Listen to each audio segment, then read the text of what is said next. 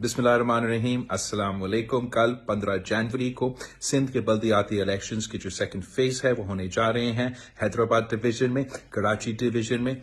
मैं Pakistan peoples party के उम्मीदवार को, तीर के उम्मीदवारों को कहता हूं कि 50% आपका मेहनत इलेक्शन कैंपेन में था और 50% इलेक्शन डे में होना है। इंशाअल्लाह ताला हम दुआ गो है कि आप कामयाब होंगे। कराची के अवाम से, हैदराबाद के अवाम से, बदीन से, थट्टा का, सजावल का, दादू का, जामशोरो का, मटियारी का, टंडो लयार का, टंडो मोहम्मद खान के अवाम से हम गुजारिश करते हैं कि बाहर निकलें, अपना वोट इस्तेमाल करें, तीर पर थप्पा लगाए, ताकि हम मिलकर अपने सूबे के, अपने इलाके की तरक्की का में अपना किरदार अदा कर सकते हैं। मैं आपके साथ मिलकर काम करना चाह रहा हूं ताकि हम हैदराबाद और कराची डिवीजन के लिए काम कर सके।